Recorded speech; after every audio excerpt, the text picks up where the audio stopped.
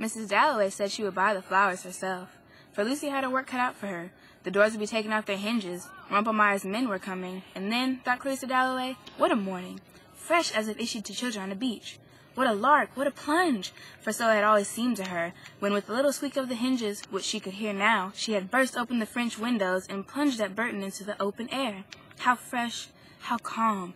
Stiller than this, of course. The air was in the early morning, like the flap of a wave, the kiss of a wave, chill and sharp yet, solemn, feeling as she did, standing there at the open window, that something awful was about to happen.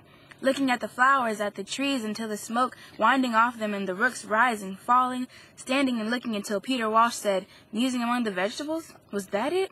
I prefer mint to cauliflowers. Was that it? He must have said it at breakfast one morning when she had gone out on the terrace. Peter Walsh.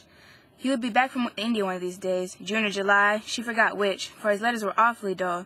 It was his sayings one remembered, his eyes, his pocket knife, his smile.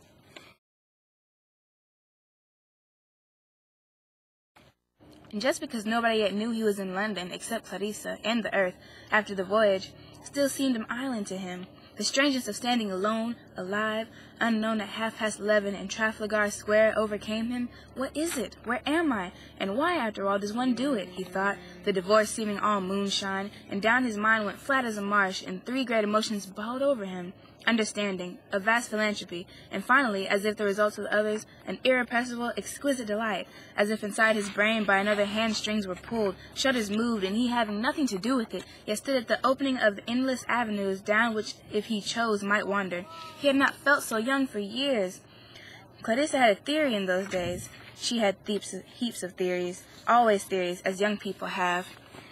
A transcendental theory which, with her horror of death, allowed her to believe or say that she believed that since our apparitions, the part of us which appears are so momentary compared with the other, the unseen part of us, which spreads wide, the unseen might survive, be recovered somehow, attached to this person or that, or even haunting certain places after death.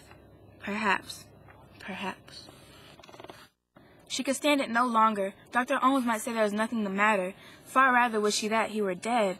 She could not sit beside him when he stared so and did not see her, and it made everything else terrible. Sky and tree, children playing, dragging carts, blowing whistles, falling down, all were terrible. And he would not kill himself, and she could tell no one.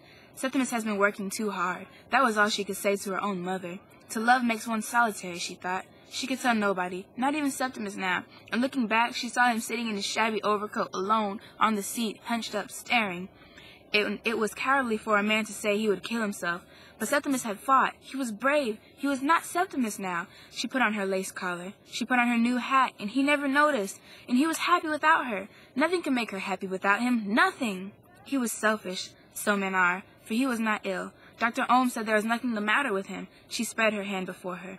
Look, her wedding ring slipped. She had grown so thin. It was she who had suffered, but she had nobody to tell. Holmes was coming upstairs. Holmes would burst open the door. Holmes would say, in a funk, eh?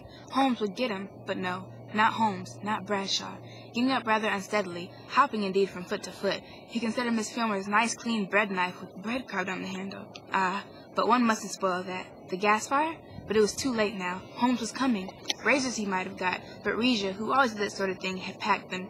There remained only the window, the large Bloomsbury lodging-house window, the tiresome, the troublesome, and rather melodramatic business of opening in the window and throwing himself out.